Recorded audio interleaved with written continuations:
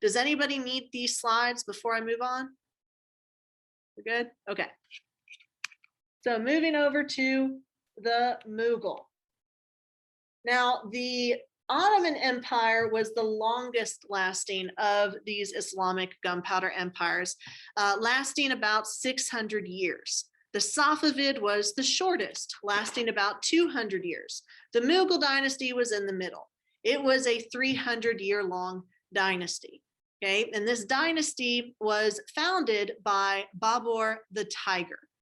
Okay, so Babur the Tiger came into what was formerly the Delhi Sultanate up here and Afghanistan, and he conquered it. So in terms of context, y'all may remember that India was very religiously and ethnically diverse. The Umayyad dynasty had sent Muhammad of Ghazni to go and conquer northern India, which he did, and establish the Delhi Sultanate.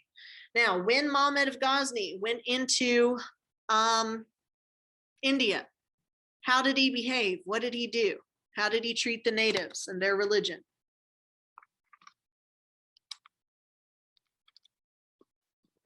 He forced conversions, exactly right. So Muhammad of Ghazni comes in with his military. He destroys Hindu and Buddhist temples. He forces conversions, really not, making Islam very popular in northern India. Okay, but under the Delhi Sultanate, it's going to be predominantly Muslim. But y'all may remember that there were two Hindu brothers, Harihara and Buka, who had worked for the Delhi Sultanate until they were sent south to conquer land for the Delhi Sultanate, which they then claimed for themselves, reverted back to Hinduism, and started the kingdom of Vijayanagar. Okay, so we see the northern part of India is Islamic. The southern part of India is Hindu. And so this is going to be a big deal when it comes to the Mughal Empire, because the emperor is going to have to balance those interests. Okay, he's going to try to reduce those tensions that date all the way back to the Umayyad dynasty. Very good so far. So Babur the Tiger reigned from 1523 until 1530. Not a particularly lengthy reign, but he is historically significant because he is the OG. He is the founder of this empire. Now, how did he legitimize his claim to rule? He claimed that he was a descendant of two other great conquerors, that he was a descendant of Genghis Khan, who y'all may remember as the Mongol leader who made the largest contiguous land empire in all of world history, and Tamerlane, okay, who was of Turkish descent, who came to power after the Mongol Empire. Okay, so you have Tamerlane and Genghis Khan. He has that heritage, so he claims that he has the right to rule. So he comes in and invades Afghanistan and the Delhi Sultanate to take it from the Delhi Sultanate and establish his own empire. Now, because he claims that Mongol heritage, he is going to have his empire have a similar claim. Hence, he names it the Mughal dynasty, which is the Persian word for Mongol. So now we know the origin stories for all of the titles or the names of these gunpowder empires. We know that the Mughal Empire comes from the word for Mongol. What about the Ottoman Empire? Why is it called Ottoman?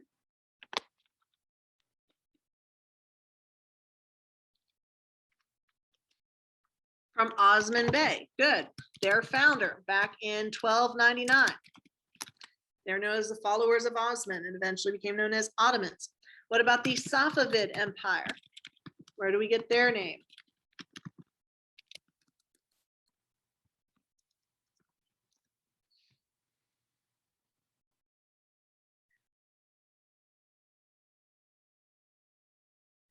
Good, Safi al-Din.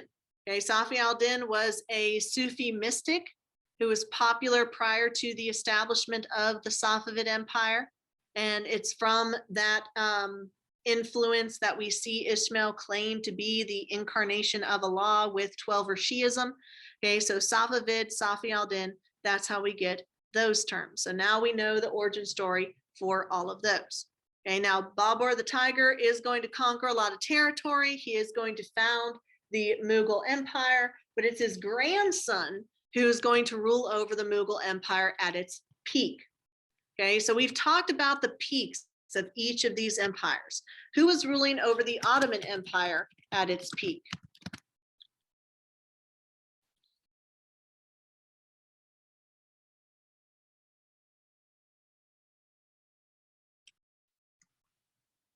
I'll give you a hint. He was magnificent. Good, Suleiman the Magnificent.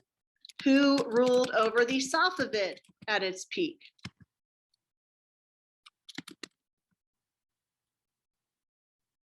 Give you a hint. It's an 80s band. Good, Abbas the Great.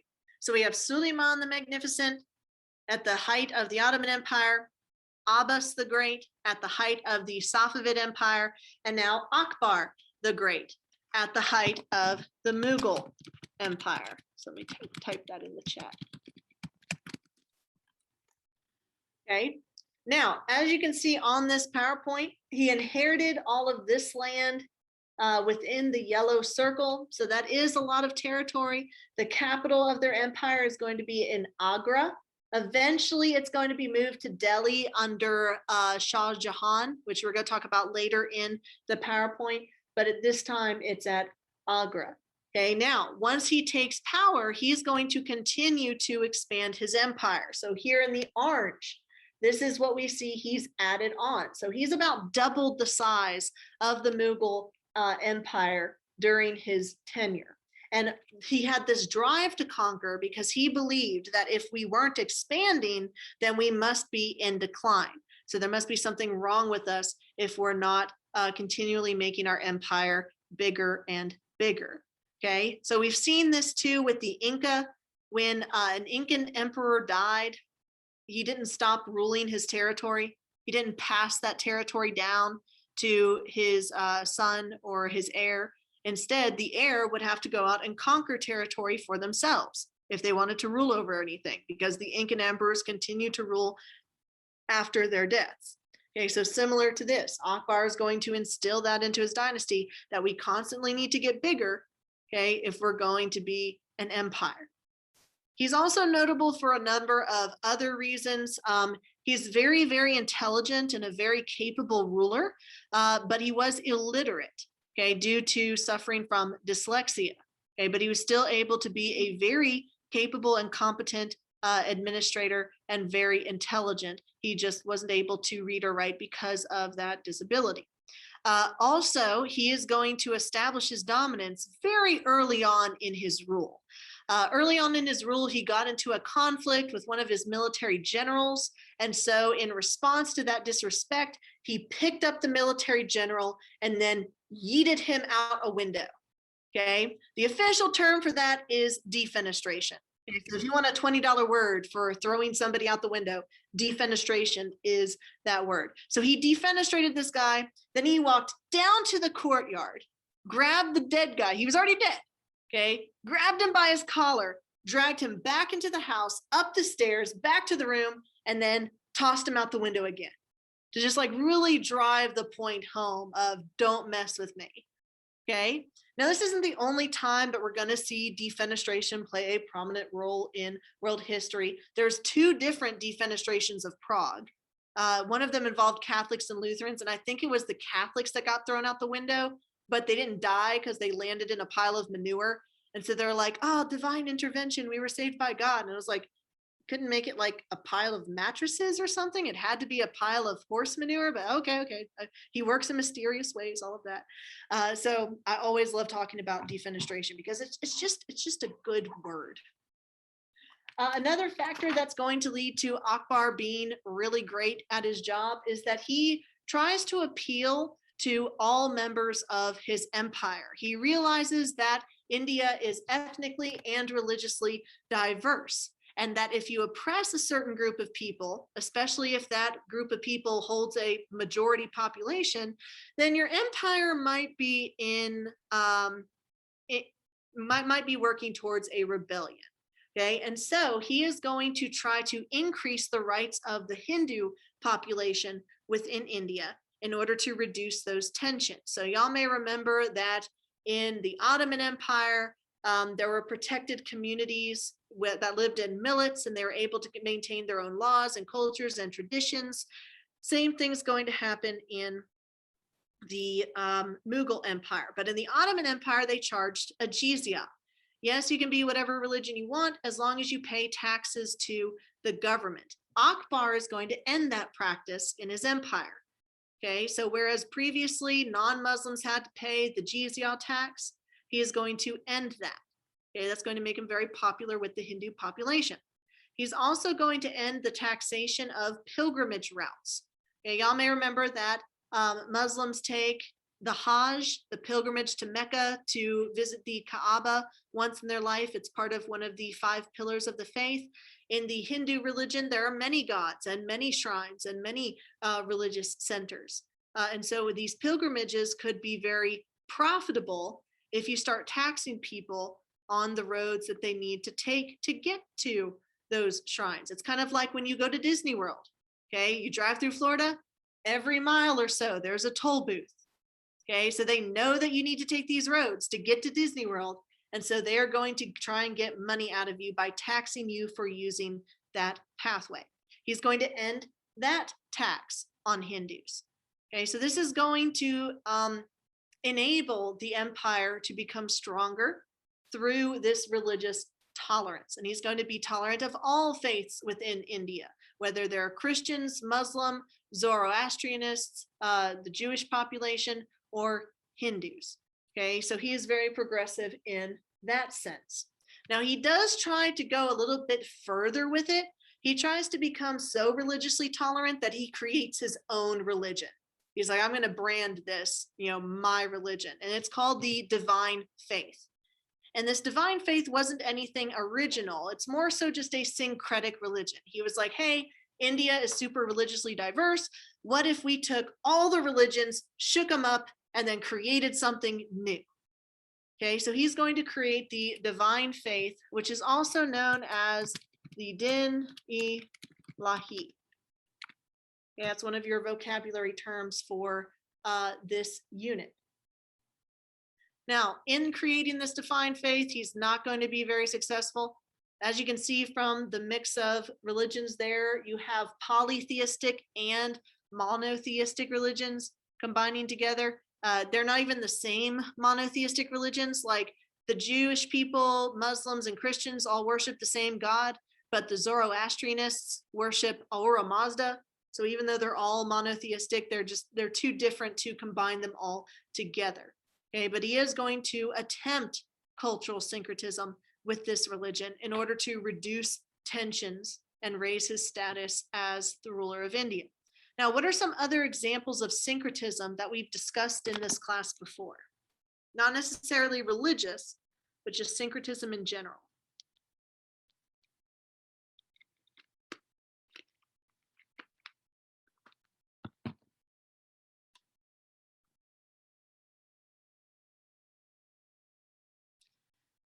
Remember, syncretism is when you take 2 aspects of culture and combine them to create something new. It could be a new religion, it could be a new building, it can be a new language.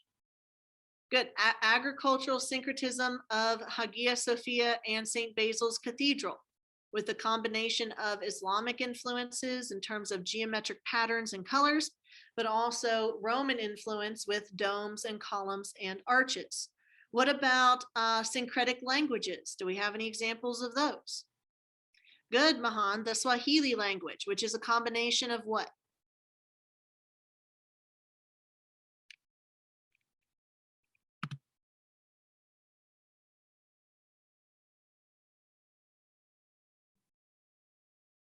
Arabic and Bantu, exactly right.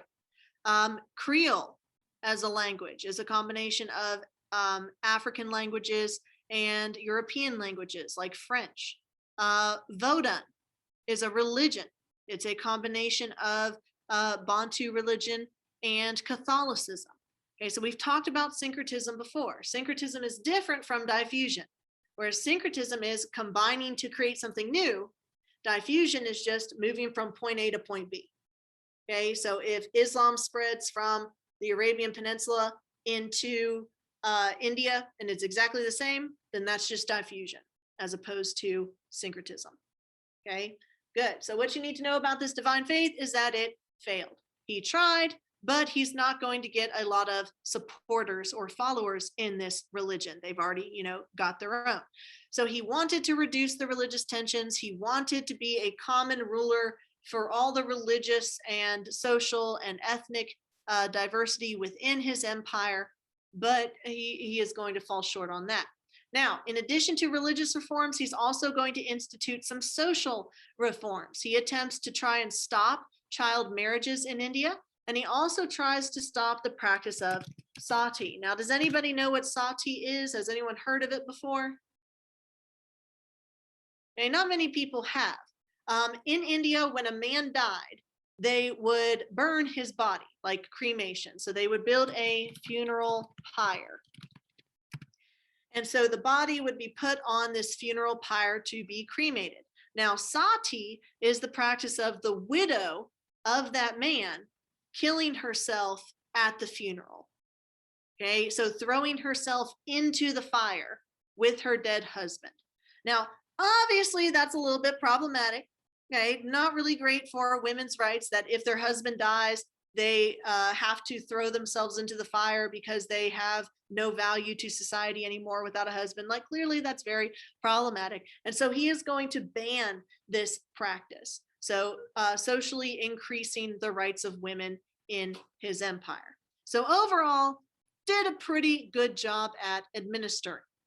But his successors are going to mess that up for him, particularly Aurangzeb, when Aurangzeb takes away that religious toleration. Now, does anyone have any questions on this slide before we move on? Okay, politically, he is going to try to increase representation in his government for the Hindu population. Y'all may remember in the Ottoman and Safavid Empire, all the positions of power were held by Muslims. The Sultan was a Muslim, the Vizier was a Muslim, the Shah was a Muslim. Okay, so all the positions of power in government were held by Muslims. Okay, in the Mughal Empire, yes, the emperor is going to be Muslim, but there is going to be more social mobility for the Hindu population in this empire. Okay, he's going to pick Hindu leaders to serve in his government, and these leaders are going to be known as Rajas or chiefs. And he's going to allow the Hindu population to be exempt from Sharia law. Because remember, what is Sharia law?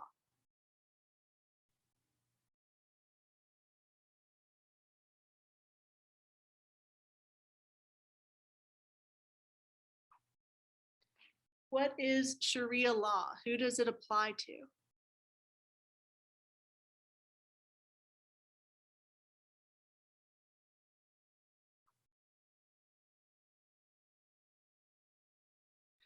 Good, they're Islamic laws. This is Islamic jurisprudence that deals with almost all aspects of life. And so the Hindu population is going to be a protected people. So they don't have to follow Sharia law because it's Islamic law. Okay, so he's allowing for them to practice their own beliefs. He's also going to show his connection to the Hindu population by not only marrying Muslim wives, but also marrying Hindu wives. So to show that he is representative of the whole of India, rather than just the Muslim population. So he builds a strong and centralized government with an effective civil service. He reduces tensions amongst the population, increases equality and social mobility. So overall, pretty solid ruler. Are we good so far? Now, y'all may remember that in talking about the Muslim gunpowder empires, each empire has a slave infantry. So they capture people to fight, infantry, to fight in their wars and to protect their leaders. In the Ottoman Empire, what did we call that slave infantry? Who were those military elite?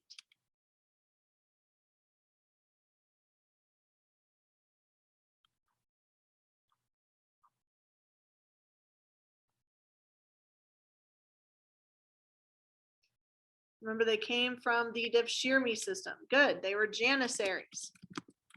Okay, so Janissaries were the military elite within the Devshirme system, boys from ages 8 to 20 who had been captured and converted to Islam and raised for that specific purpose. Okay, eventually they overthrew the Sultanate because they were outfitted with gun weaponry and wanted to end the Devshirme system. In the Safavid Empire, what was the name of their slave infantry?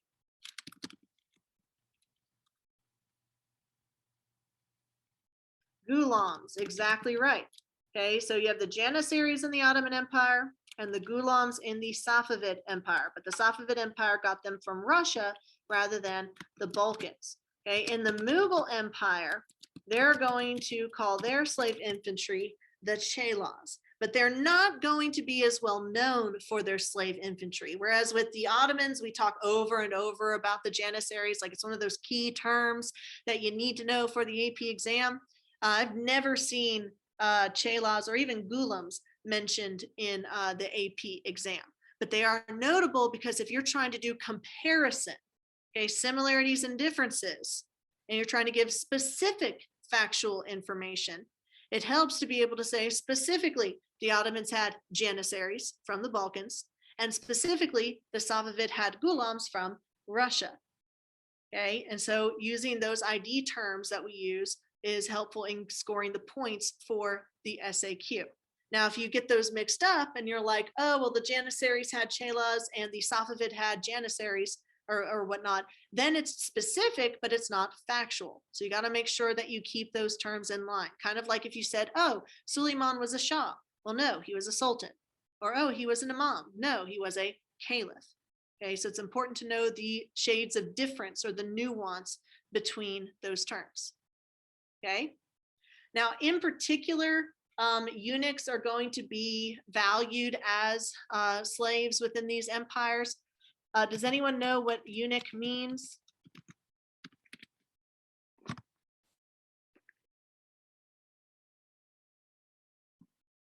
If any of y'all have pets, have you ever gotten them spayed or neutered? It's like that for humans. Okay, so these are typically men who have been castrated. These are particularly going to be used in the Ottoman Empire to guard the Sultan's harem. Because remember, in the Ottoman Empire, the wife or the girlfriend, any of the women in the harem could produce the next heir. And so they needed to make sure that all of those children were the Sultan's children. So oftentimes eunuch soldiers would be put in charge of defending the harems because they physically could not father any children and dilute the bloodline of the Sultan or undermine it. Okay. So this is another part of that SFI where you can fall into that comparison. Now, if you're given a SAQ and it says compare and contrast the empires, it doesn't necessarily mean you have to talk about their slave infantry. You could talk about their religions. You could talk about their government. You could talk about their access to trade. Okay, but this is one such example that could be helpful. Now, within the Mughal dynasty, the zamindari system is going to be comprised of zamindars or local leaders, local bureaucrats who are charged with reporting back to the emperor.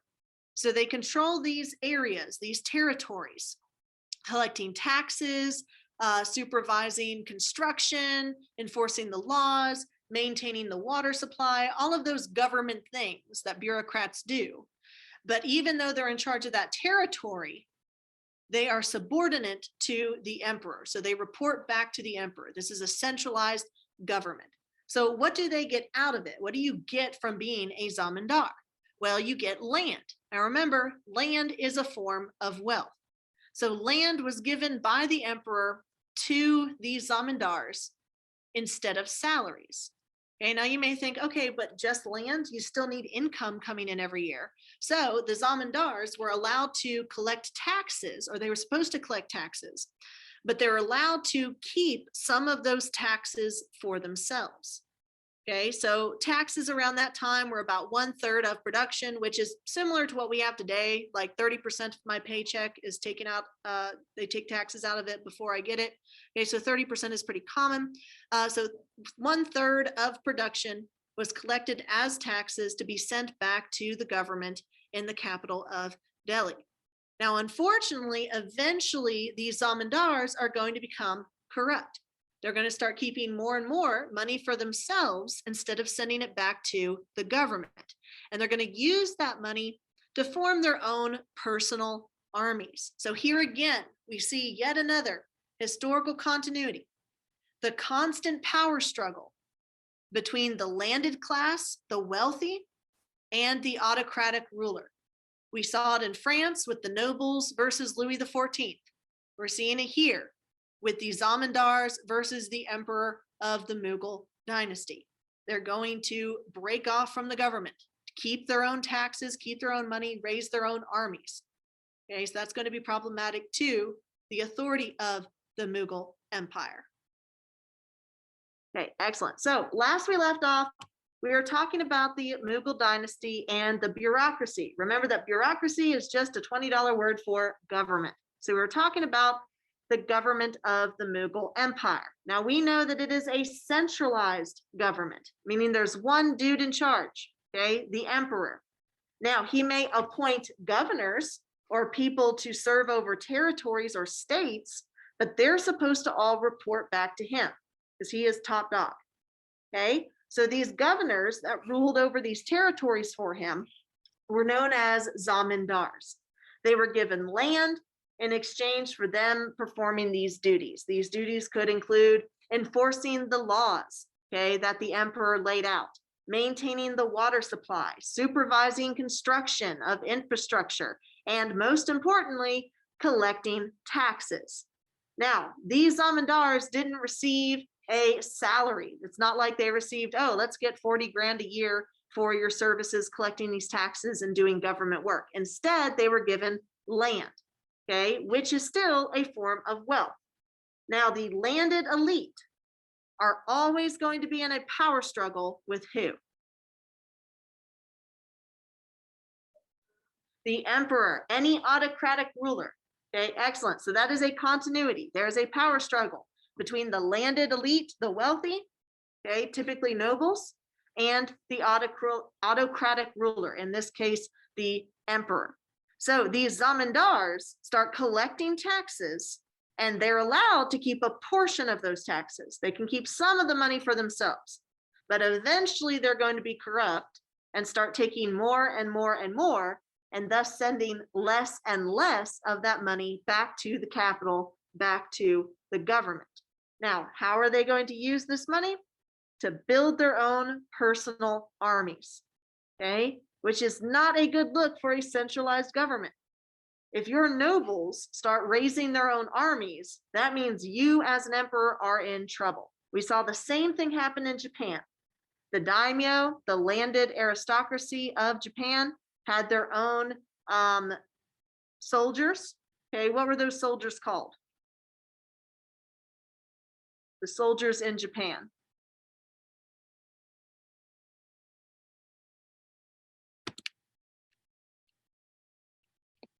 I'll give you a hint. It starts with an S.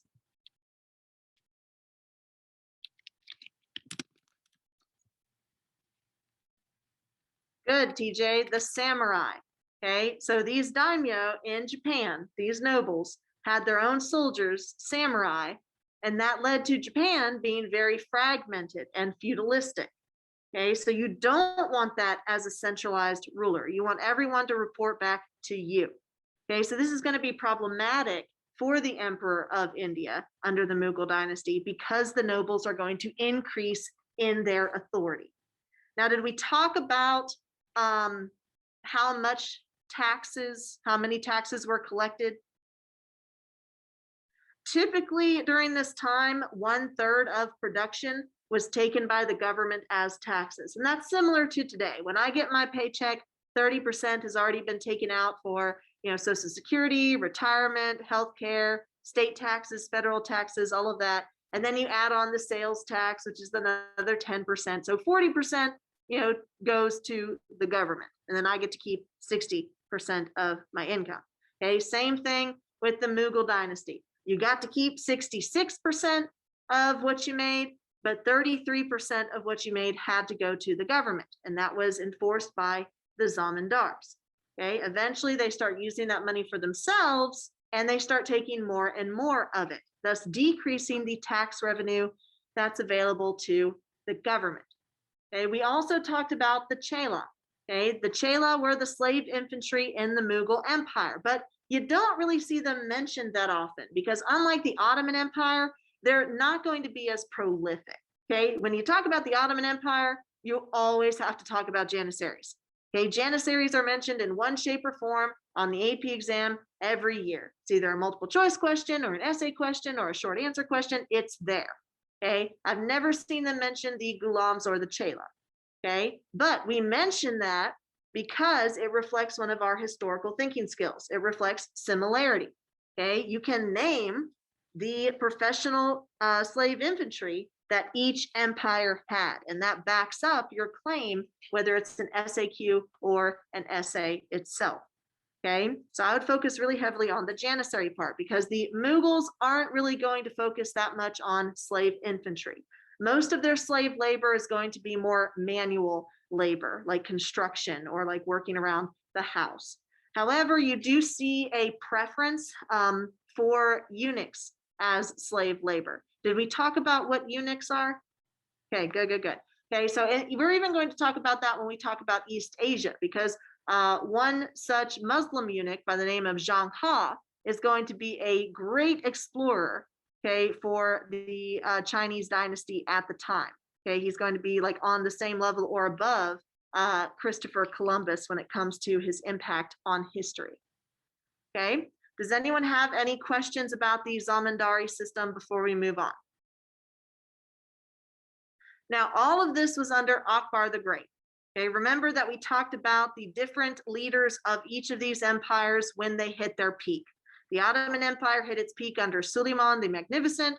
The Safavid Empire hit its peak under Abbas the Great, and the Mughal dynasty hits its peak under Akbar the Great. But they also had another particularly competent leader by the name of Jahan. Okay, like Akbar the Great, Jahan is going to believe in rapidly expanding the empire. Remember that Akbar said, if you're not expanding, then you're declining. So he followed in that same route. He is going to extend the Mughal Empire into the southern part of India by conquering the Deccan Plateau. Okay, y'all may remember that the northern part of India was predominantly what religion?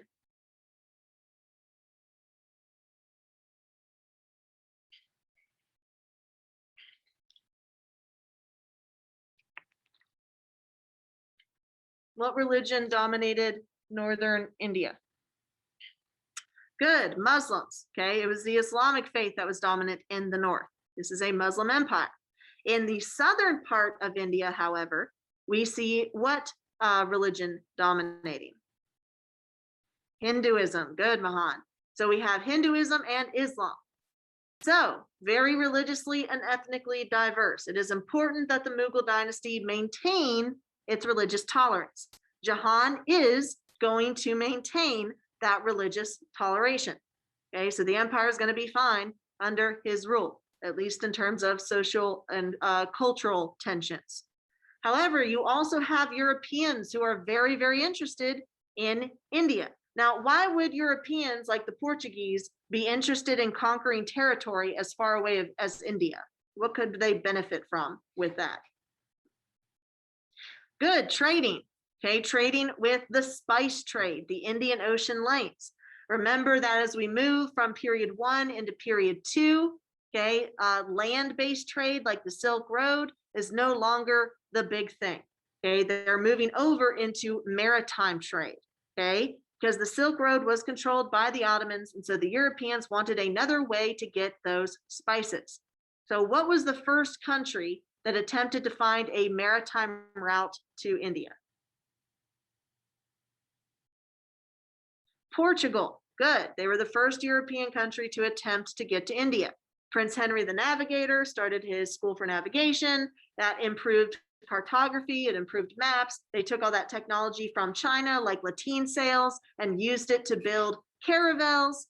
Then Bartholomew Diaz got halfway around the tip of Africa that before he had to turn back? Which Portuguese explorer made it all the way around Africa?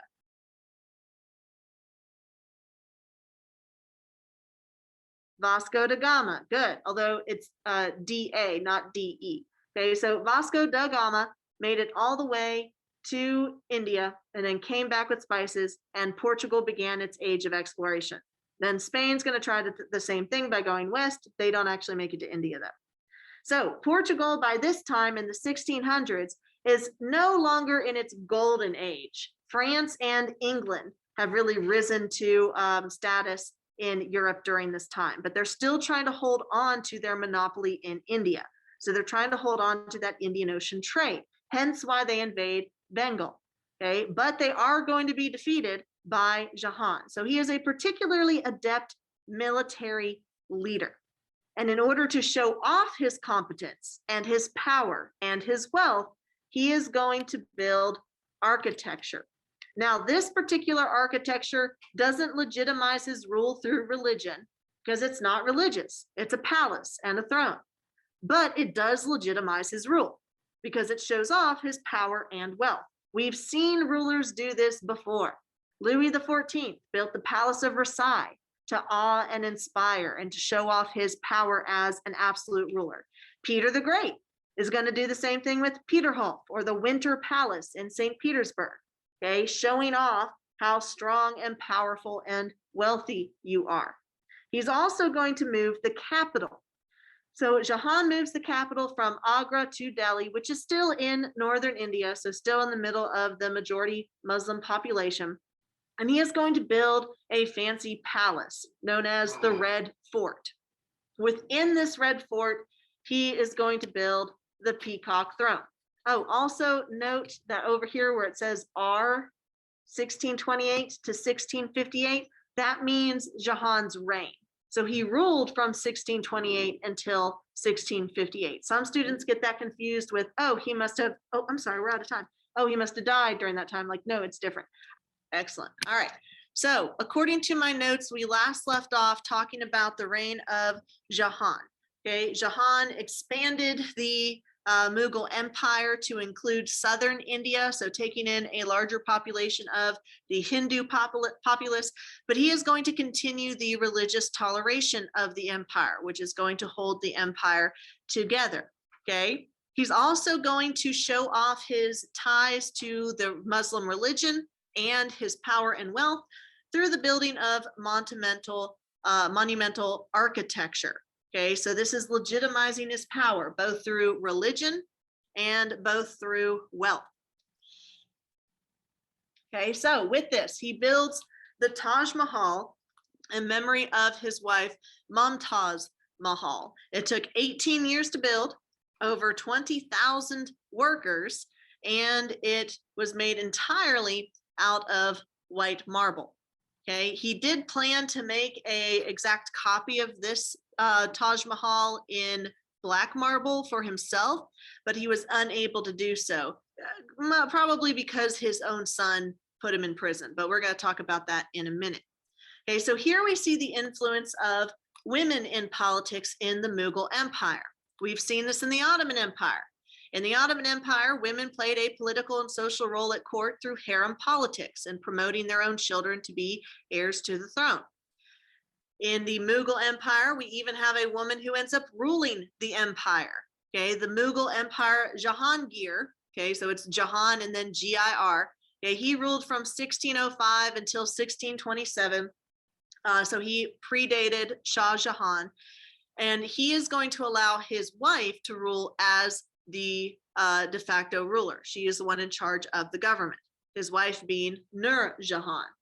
Okay, so we see the influence of women in politics in the Ottoman Empire and the Mughal Empire, but not so much in the Safavid Empire. Okay, now this is a very nice historical marker. It is a World Heritage Site. You can still go and visit it today. I have some students who've told me that they have seen it. Here are some pictures of the Taj Mahal itself. Okay, and interestingly, we can see some cultural syncretism.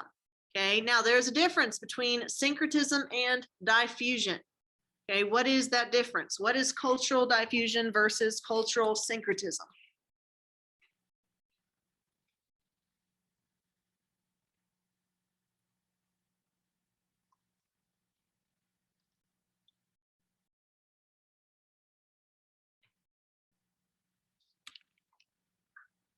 Okay, who can define cultural diffusion?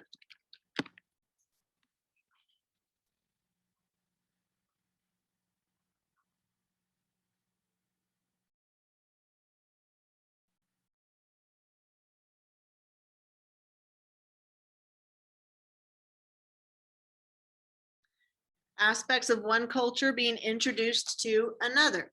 Okay, so as Arabic spread through Africa, okay, that's diffusion, okay, if it hasn't changed at all. Now, cultural syncretism, good, Mahan, that is the combination of two aspects of culture, which is different from diffusion, which is just the movement of one culture.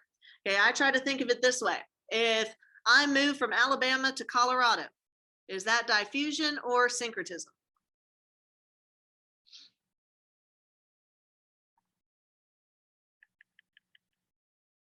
That is diffusion. Good. I'm the same person. I'm just in a different place. I diffused from Alabama to Colorado.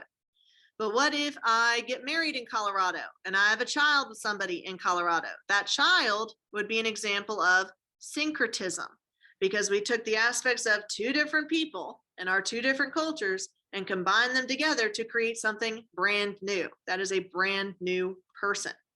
Okay, so same thing that we see here in the Taj Mahal. This is a brand new building that takes aspects of other features of architecture in order to create something new.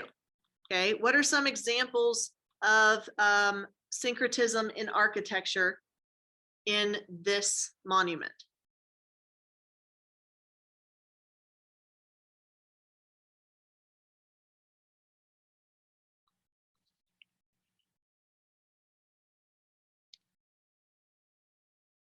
Where do domes come from?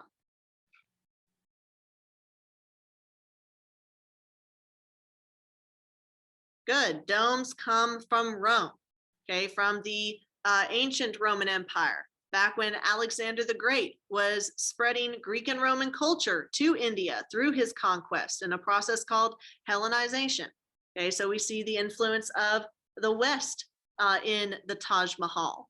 You also have minarets, okay, these towers for the call to prayer. So you're combining something from Western Europe with something from the Middle East to create this mosque. You also see geometric patterns. There aren't icons, there aren't pictures of people. Okay, it's more so the patterning of the lattice on the Taj Mahal that is decoration for this infrastructure. Okay, so all of that is examples of cultural syncretism. Are we good so far? Now, this is a really fancy mosque slash mausoleum. It is very expensive to create. I mean, it took 18 years. That's kind of like with the Palace of Versailles. It took 30 years in order to create that, and it cost a lot of money. And the government is paying for this tomb, for this mosque. Okay. Now, there are three ways that a government can make money, and they all start with the letter T. Okay. How does a government make money? Taxes, trade, good, Elizabeth. And then they could demand stuff from other countries. Tribute, exactly right. So you have taxes, trade, and tribute. The government is spending a lot of its money on military expansion under Jahan, because remember, he and Akbar the Great believed that if the empire was not expanding, then it was declining. So they're spending their money on the military, and they're spending their money on monumental architecture. That means that the government is going to have to raise taxes. So under Shah Jahan, we are going to see the expansion of taxation go from 1/3 of production, or 33%, to 1/2 of production, or 50%. That is a pretty big jump. Half of everything you make goes to the government. And how do people tend to react when their taxes get raised? Are they yay, happy? Yeah, no, they respond with rebellion, with revolt. So tensions are going to increase due to the increase in taxation. Don't y'all just love the camel's face on this? It's like, I can't tell if that's his tongue or he just like ate someone's hat. I want to pretend it's a hat or maybe cotton candy. Or they're like, oh, we're painting. Let's paint a silly one. So after Jahan's rule, things are going to get very, very bad for the Mughal dynasty. Okay. Jahan had a son named Aurangzeb. Aurangzeb is going to take power, imprison his father, and he is going to kill all of his brothers. Okay. Why would he kill all of his brothers?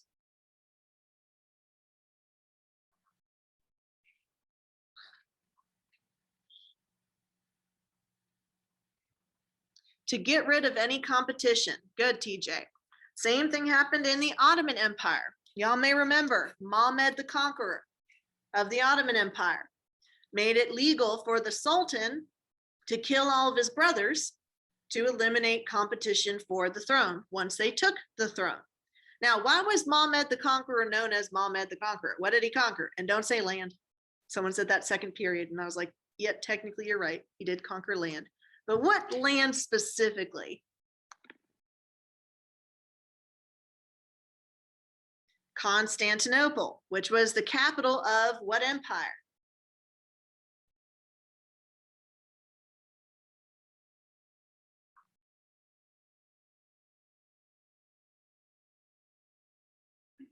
Starts with a B. The Byzantine Empire, exactly right. So in 1453, the Ottoman Turks conquered Constantinople and they renamed it what? Istanbul, exactly right. Okay, so Mehmed II killed all of his brothers in the Ottoman Empire. Now we see the same thing happening in the Mughal Empire under Aurangzeb. So he comes to power. He reigns from 1659 until 1707, and he is going to undermine the Mughal Empire. Okay, how he does this is that he is going to end the policy of religious toleration that began all the way back under Akbar the Great. Now, why would ending religious toleration in India be a bad move?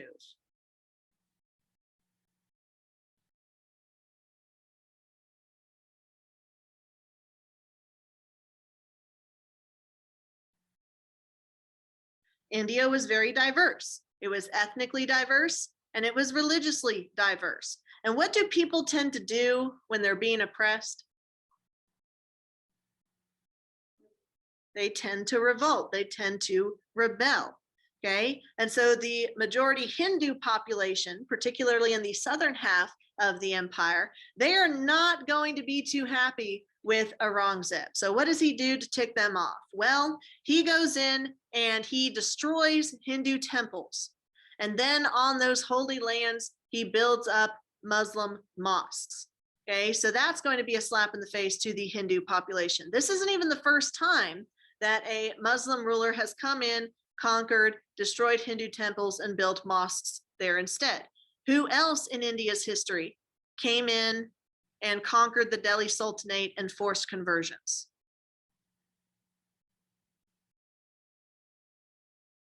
Mehmed of Ghazni. Good.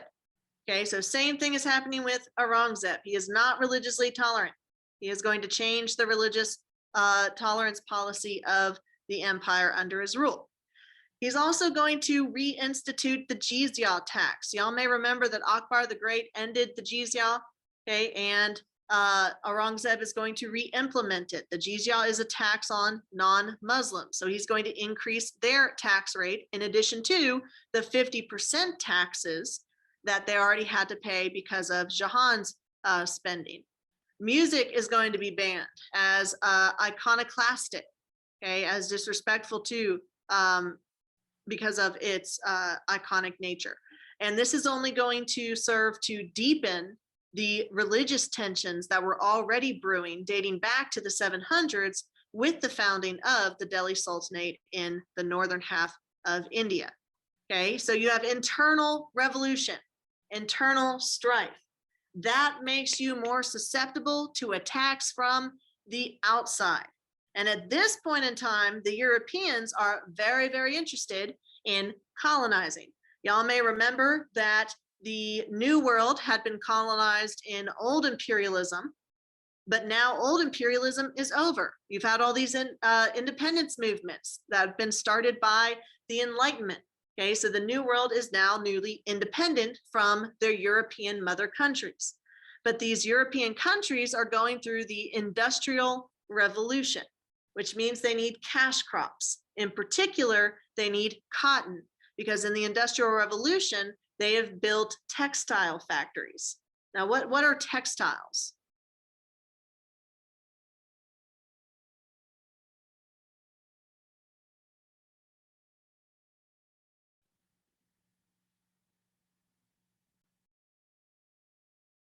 What are textiles? Cloth. Okay, so these are going to be clothing factories. They need the raw material of cotton in order to create the manufactured material of clothing. And so which European country during the 19th century is going to come in and colonize India?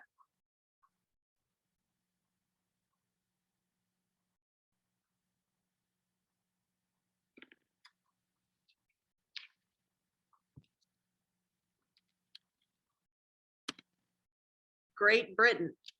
Britain is going to come in and start colonizing India for cotton. And then by 1857, we're going to see the final demise of the Mughal dynasty, with the British government establishing their own government within India. In addition to growing cotton as a cash crop, the British are also going to use India to grow opium, which is a drug. And they're going to start dealing that drug to China. Okay, they're going to try to force China to take this opium and become addicted to it so that they can get money off of that trade. China is going to refuse and burn the opium on their shores, and that's going to lead to the Opium Wars between Britain and China. Okay, so we're going to talk about that as we move into period 3. Does anyone have any questions about the Mughal Empire? All right, then we're going to move over to the Venn diagram. Over here, this circle, I want y'all to label that Ottoman.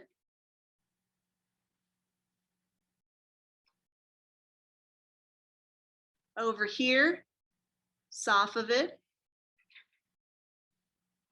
And down here, Mughal.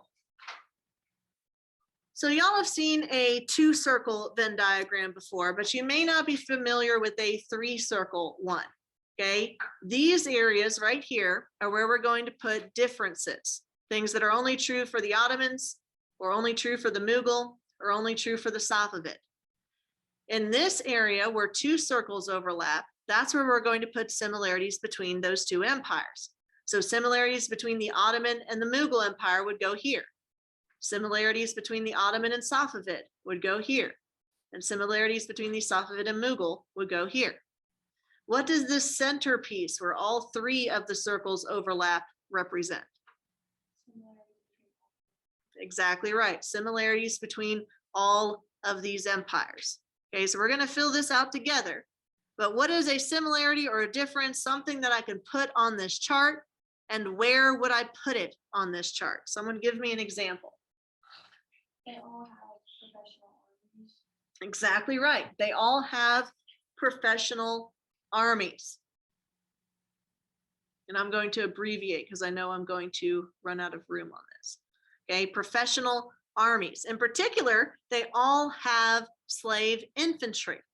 Okay, in the Ottoman Empire, okay, what was that slave infantry known as? Janissaries. The Ottoman Empire had established the Devshirme system,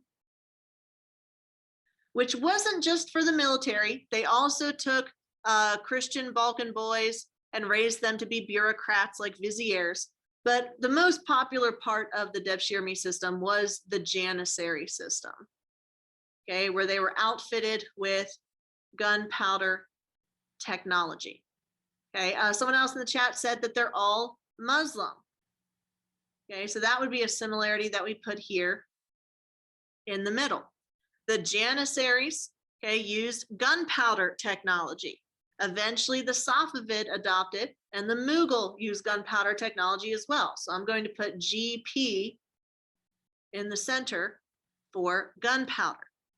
Now, whereas the Ottoman Empire had the Devshirme system for their bureaucracy, the Mughal Empire had the Zamindari system.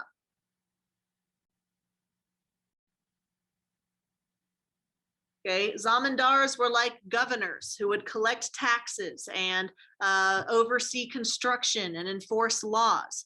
Within this government system, you also have their slave infantry of the Chela. However, we don't really talk so much about them because the Mughal Empire does not rely as heavily on slave infantry as, say, the Janissaries do. Now, prior to the Safavid Empire adopting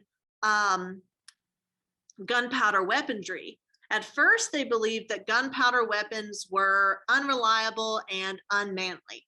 So instead, their army was made up of people who wielded swords. The Quetzalbash, there's supposed to be an L there.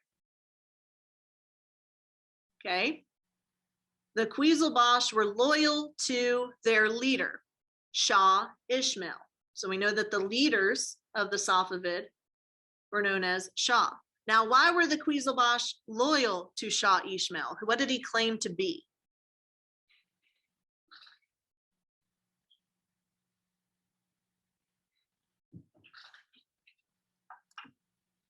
He claimed to be an incarnation of God, okay, an incarnation of Allah.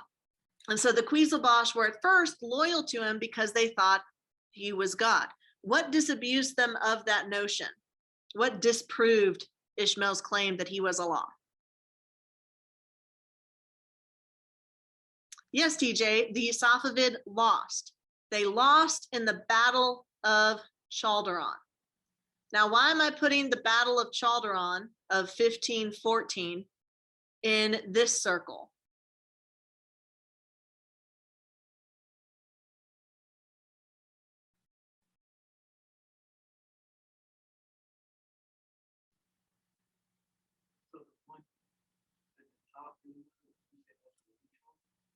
Wait, this right here?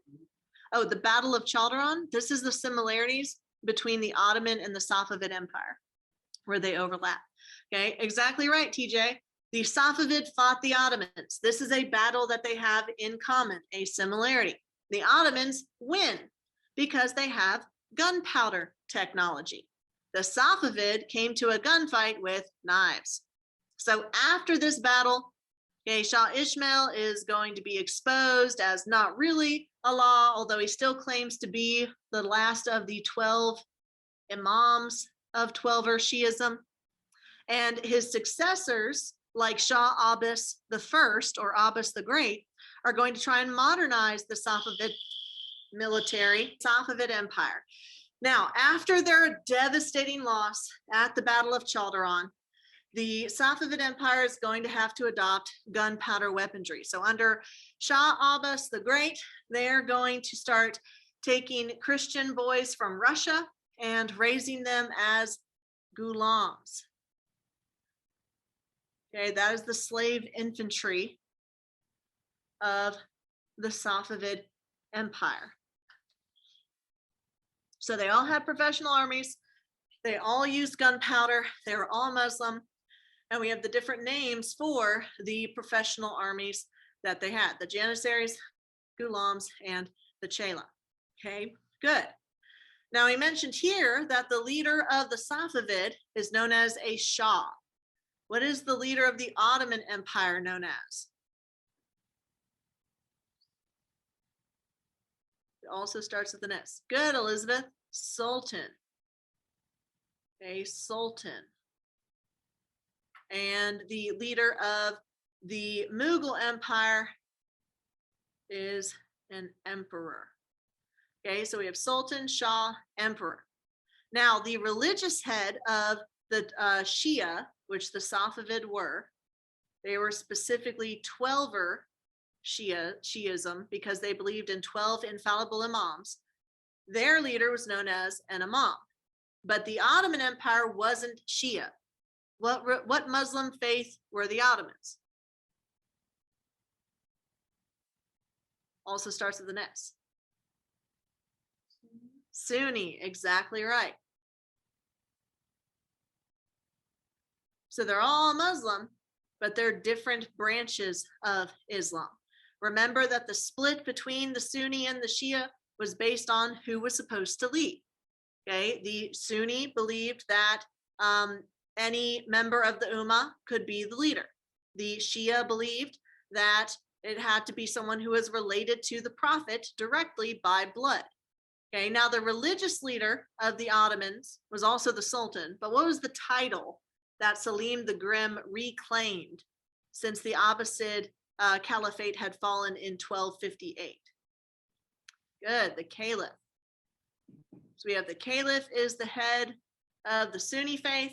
The Imams are the heads of the Shia faith. Okay. In addition to the Sunni and the Shia, we also see the influence of Sufism in the Safavid and the Mughal Empire. Okay, remember that Sufism is a combination of Hinduism and Islam. It is a mystic religion. It's going to be very popular in India. Now, the Safavid, even though they're Shia, they do trace back their heritage to Safi al-Din, who was a Sufi mystic, hence the name Safavid for the empire itself. So that's where we're going to put Sufism in the middle between the Safavid and the Mughal Empire. Okay, but the Mughal Empire in particular was very religiously diverse. In addition to Sufism, what other religions do we have in the Mughal Empire?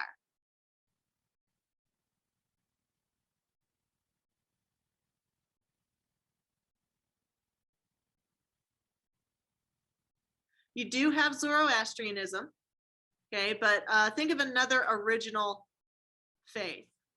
What was the majority population? No, not Christianity. This is a polytheistic religion, native to India. Hinduism, good. They have a large Hindu population. And Hinduism is going to combine to create new religions. It combines with Islam to create Sufism. It also combines with Islam to create Sikhism. Akbar the Great tried to create a divine faith that combined all of the major religions together in order to unite all Indians together under one faith and one emperor. But that religion was unsuccessful. That divine faith, or Din Ilahi, one of your vocabulary terms, was his attempt to be religiously tolerant and to unite the empire, because there is some tension between the Hindus and the Muslims dating all the way back to the 700s with Muhammad of Ghazni of the Delhi Sultanate. Okay. Are there any other similarities or differences that we could put on this Venn diagram?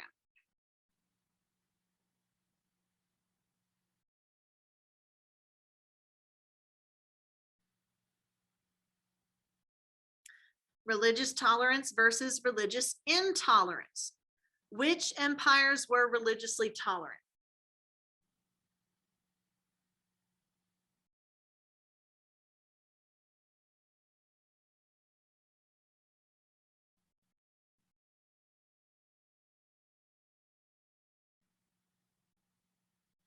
The Ottoman and the Mughal Empire. Good. So we would put religious tolerance right here, where those two circles overlap. And I'm going to abbreviate because I'm going to run out of room. Now, what evidence do we have that they were religiously tolerant? If someone was Christian or Hindu living in the Ottoman Empire or the Mughal Empire, they were allowed to worship the way they wanted as long as they did what?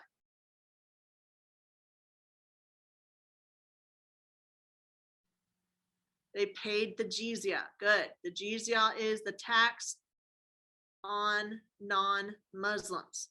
Okay, someone else in the chat said autocratic rule. They were all autocratic. Okay, none of them were elected in a democracy.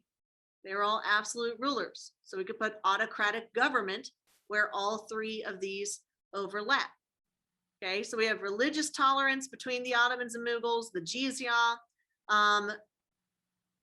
What about women in politics? In which empires do we see evidence of women having some social or political influence?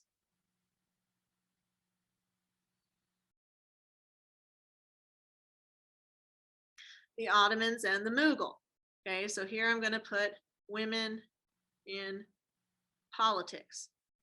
In the Ottoman Empire, we have harem politics, and Roxolana, the favorite concubine of Suleiman the Magnificent. In the Mughal Empire, we have the Taj Mahal that was built for Mumtaz Mahal. Jahangir, the emperor, allowed his wife, Nur Jahan, to rule as her own emperor over the government.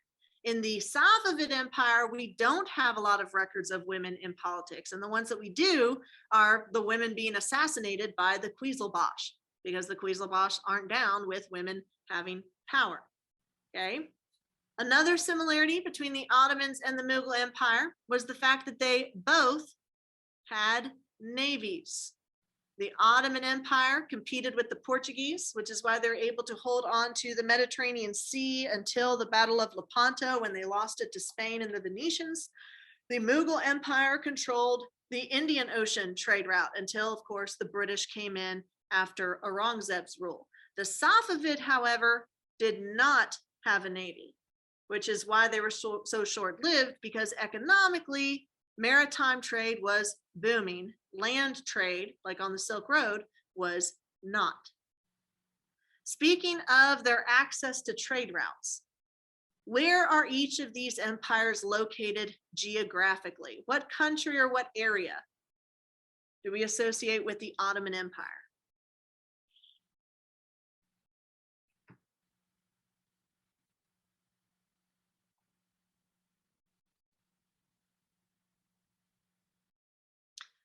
Europe and Africa and Asia.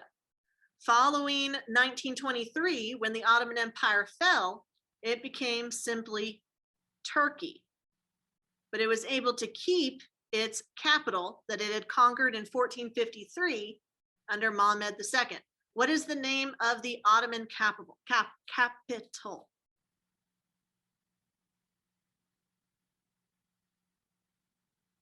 It was formerly known as Constantinople, and then it was renamed Istanbul.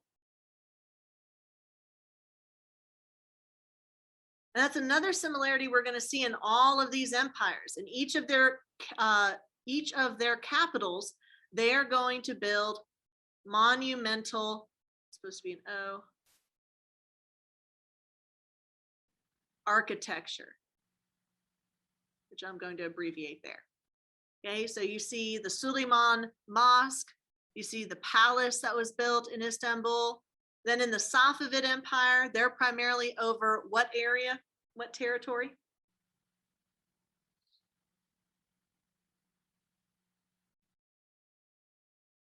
Iraq and Iran. Okay, good. Modern day Iraq and Iran, or Persia.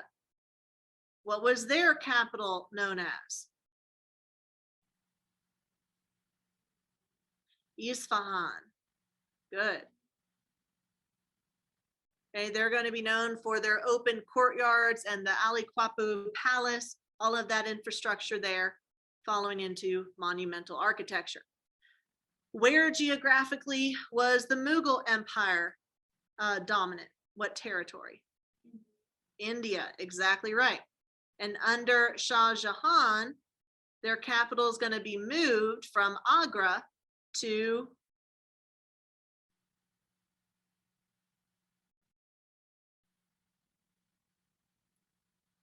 starts with a D.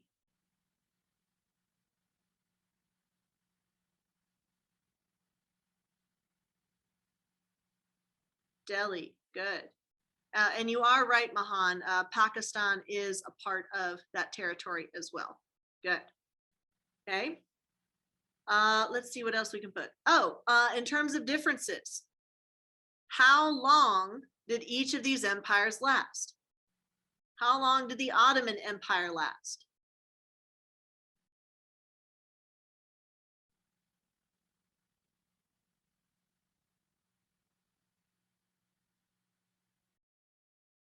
How many years approximately? Nope, much longer than that. The Ottoman Empire lasted 600 years. It is the longest lasting of these empires. Okay, they had religious toleration, they had access to land and maritime routes, so they were able to expand and stay in power for a long, long time. Once they hit the 300-year mark, though, after Suleiman the Magnificent, that's when they start their decline. But the empire itself did last for over 600 years. Okay, the Safavid Empire was the shortest lived of these empires. About how many years did it last?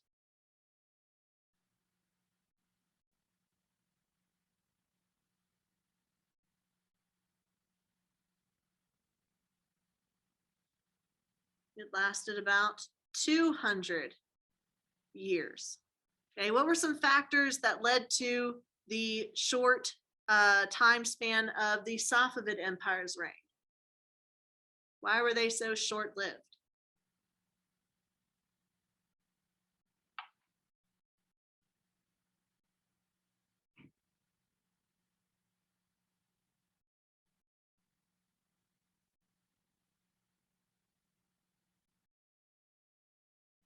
They were between two expanding empires. There was religious intolerance. They lacked a navy. Okay, all of those are good reasons for their decline.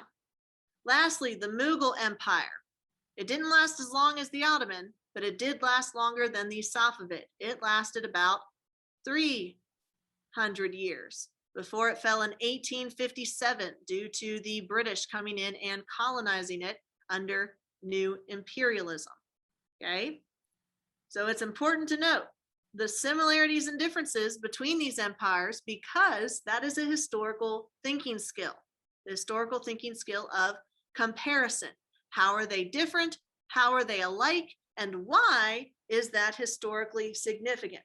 Okay, if you look at religious tolerance, well, the Ottoman Empire and the Mughal Empire lasted a longer time because of religious tolerance.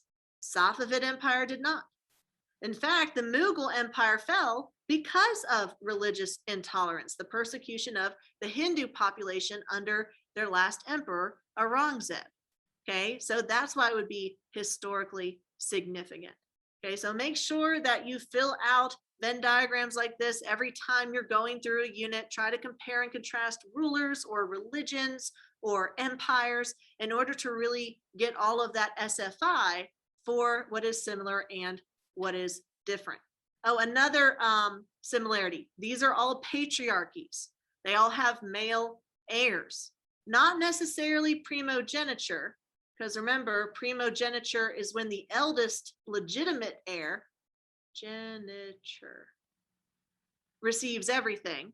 Like if the King of France dies, his eldest son gets the throne and the other sons get nothing. In the Ottoman Empire, it wasn't the firstborn son, it could be any son. Okay, it could be the son from a wife or the son from a concubine, didn't matter, just whichever one they picked as their heir.